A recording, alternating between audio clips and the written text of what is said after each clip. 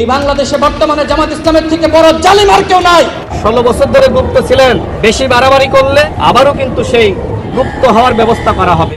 বিতর্কিত মন্তব্য করে আলোচনার জন্ম দিয়েছেন গণ অধিকার পরিষদের সাধারণ সম্পাদক রাশেদ খান, আর এতেই পড়েছেন প্রতিপক্ষের তোপের মুখে। নোংরা রাজনীতি করার অভিযোগে তাকে গ্রেফতার করেছে পুলিশ। মঙ্গলবার ডিএমপি মিডিয়া সেন্টারে এক ব্রিফিংয়ে এই তথ্য জানান ডিএমপি অতিরিক্ত কমিশনার এমএন নজরুল ইসলাম। গণ অধিকার পরিষদের সাধারণ সম্পাদক রাশেদ খানকে গ্রেফতার করেছে পুলিশ। রাজধানীর গুলশান নিজ বাসা থেকে গ্রেফতার করা হয়। এদিকে জামাত এনসিপিকে নিয়ে একের পরে এক বিতর্কিত বক্তব্য ও কুরুচিপূর্ণ মন্তব্য করায় অবশেষে নিজ বাসা থেকে আটক হলেন প্রধানমন্ত্রী তারেক রহমানের রাজনৈতিক উপদেষ্টা রাশেদ খান। অভিযোগ রয়েছে, নতুন দলে নিজের আসন পাকাপোক্ত করতে রাশেদ বেছে নেন এক মোক্ষম অস্ত্র, মিত্রদের চরিত্র হনন। সমালোচকরা বলছে, নিজেকে বড় প্রমাণ করতে গিয়ে তিনি সমমনা দলগুলোর দিকেই বিষাদাগার শুরু করেন। কখনো জামায়াতে ইসলামীর গায়ে সেটে দিচ্ছেন জালেম তকমা। এই বাংলাদেশে বর্তমানে জামাত ইসলামের থেকে বড় জালিম আর কেউ নাই। আবার কখনো এনসিপি নেতা হাসনাত আব্দুল্লাহর দিকে ছুটছেন দুর্নীতির কাল্পনিক অভিযোগ। হাসনাত আব্দুল্লাহরা এখন শেখ হাসিনার মতন গলাবাজি করছে। বাদ যাননি খেলাফত মজলিসের আমির মাওলানা মামুনুল হক। তার ব্যক্তিগত জীবন নিয়েও কাদা ছোড়াছুড়ি করতে দেখা গেছে এই নব্য আদর্শবাদীকে। বাংলাদেশের প্রধানমন্ত্রী তারেক রহমানের রাজনৈতিক উপদেষ্টা রাশেদ খানের পতন ইতিমধ্যে শুরু হয়ে গিয়েছে। ক্ষমতার লোভে একটা মানুষ যে কতটা অন্ধ হতে পারে সেটাই রাশেদ খানকে দেখলেই বোঝা যায়। ক্ষমতায় বসে ক্ষমতার অপব্যবহার করে তিনি বাংলাদেশের জাতীয় পর্যায়ে রাজনৈতিক নেতাকর্মীদেরকে নিয়ে এবং বাংলাদেশের বড় বড় আলেম ওলামাদেরকে নিয়ে, বিশেষ করে মুফতি মামুনুল হক, মুফতি আমির হামজা এবং জামাত ইসলামের নেতা ডক্টর শফিকুর রহমানকে নিয়ে তিনি যে সমস্ত কুরুচিপূর্ণ মন্তব্য এবং বক্তব্য দিয়ে আসছেন, অথচ এই সমস্ত আলেম ওলামাদের জুতা টানার যোগ্যতাও এই রাশেদ খানের নেই। যে কারণে কথা আছে, পিপিলিকার পাখা গজায় মরিবার তরে। এই রাশেদ খানের অবস্থা হয়েছে ঠিক তেমনই। অতি বাড়াবাড়ি করেছে, যে কারণে এখন পতনের দ্বার প্রান্তে পৌঁছে গিয়েছেন এই রাশেদ খান। দর্শক, এই বিষয়ের কিছু অংশ ভিডিওর শুরুতে শিরোনামে আপনারা দেখেছেন, বিস্তারিত পুরো ভিডিও জুড়ে।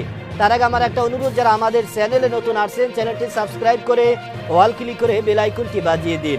দর্শক, চলুন দেখে আসি রাজনীতির মহলে কি হতে চলেছে। এই রাশেদ খান বাংলাদেশের জাতীয় পর্যায়ে আলেম ওলামাদেরকে নিয়ে তিনি কুরুচিপূর্ণ মন্তব্য করায় কত বড় বিপদে পড়েছেন এই রাশেদ খান, সেটা আপনারা পুরো ভিডিওটা দেখলেই বুঝতে পারবেন। ভিডিওটা অত্যন্ত গুরুত্বপূর্ণ, তাই ধৈর্য ধরে একটি লাইক এবং পুরো ভিডিওটা শেষ পর্যন্ত দেখতে থাকুন। ইতিহাসে এমন অবিশ্বাস্য রাজনৈতিক নাটকীয়তা কি কেউ কখনো প্রত্যক্ষ করেছে?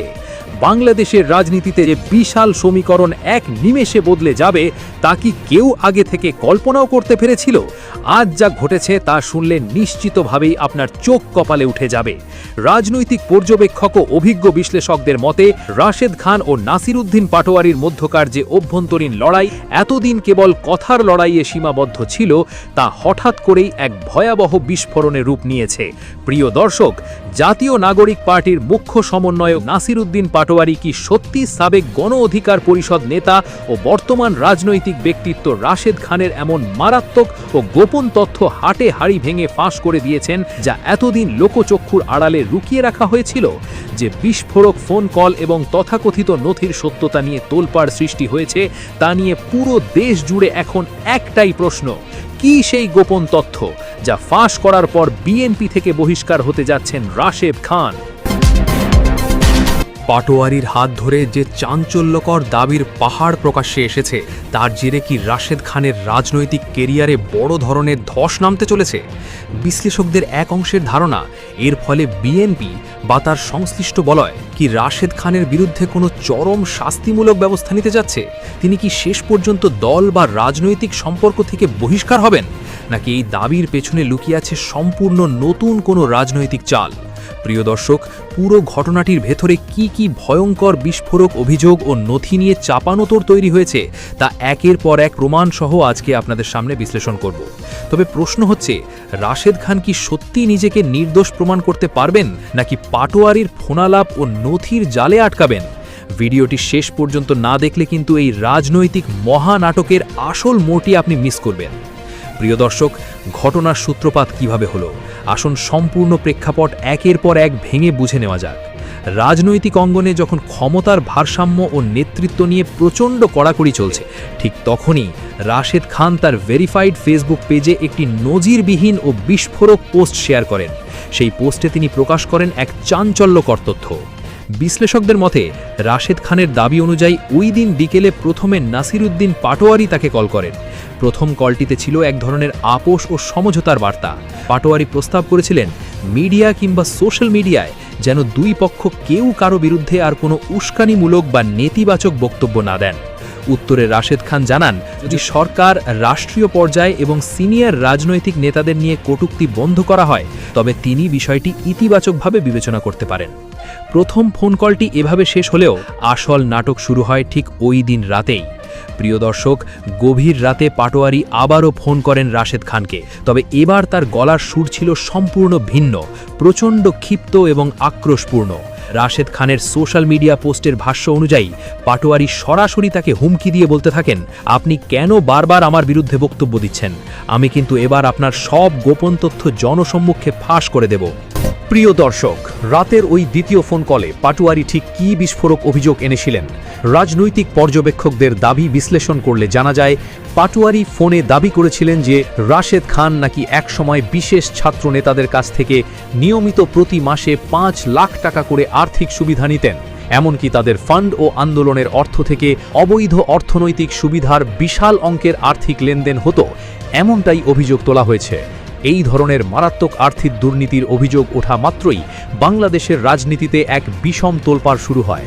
কারণ রাজনৈতিক নেতাদের সততা ও নৈতিকতা নিয়ে যখন প্রশ্ন ওঠে তখন তা সাধারণ জনগণের মধ্যে তীব্র প্রতিক্রিয়া সৃষ্টি করে।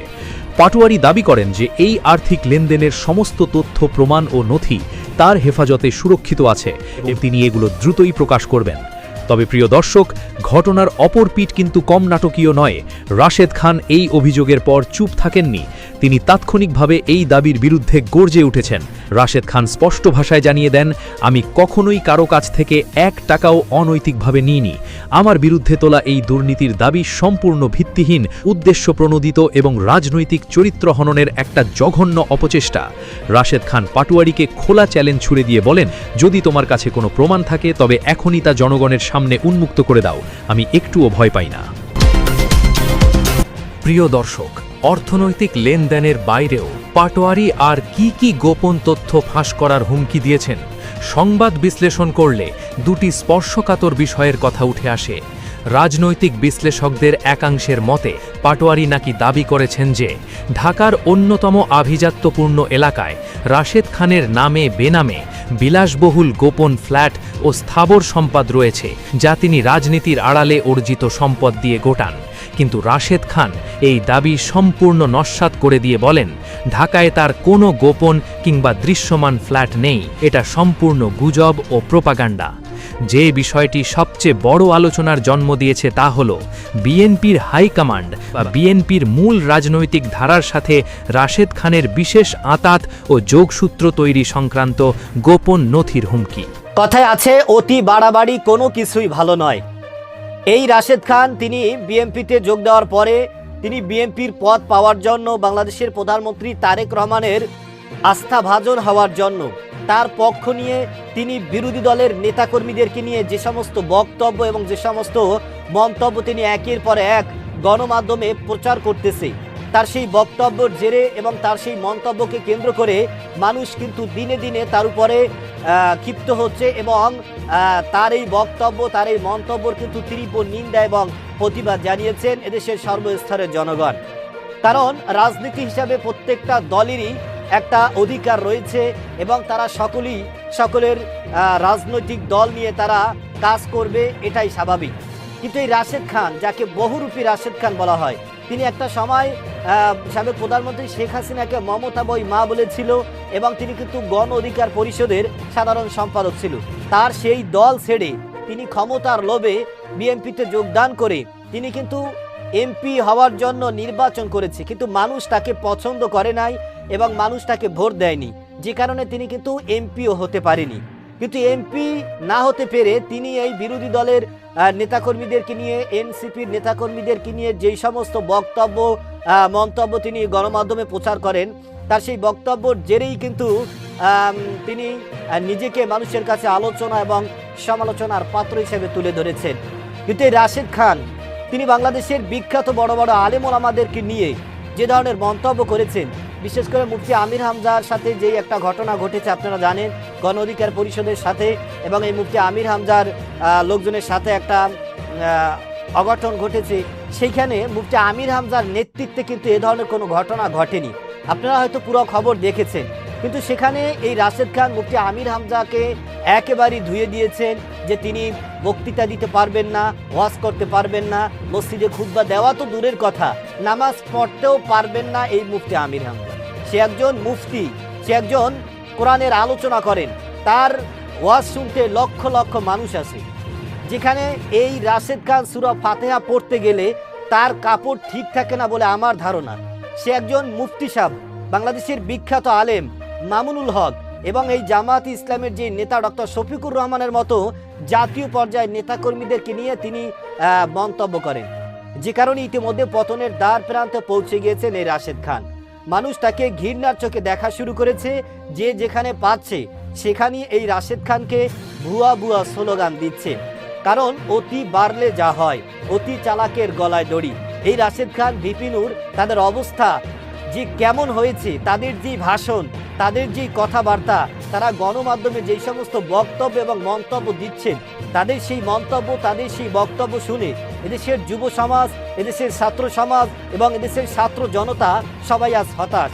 কারণ ক্ষমতার লোভে, ক্ষমতার গদি পাওয়ার জন্য, ক্ষমতার মসনদ টিকিয়ে রাখার জন্য তারা একেবারেই অন্ধ হয়ে গিয়েছে। দর্শক, এই রাশেদ খানের বিরুদ্ধে আপনার কি মতামত সেটা আমাদের কমেন্ট সেকশনে অবশ্যই জানাবেন। আজ এ পর্যন্তই। সুস্থ থাকবেন, ভালো থাকবেন। দেখা হবে আগামী কোনো ভিডিওতে, কথা হবে নতুন কোনো বিষয় নিয়ে। সে পর্যন্ত ভালো থাকবেন। খোদা হাফেজ।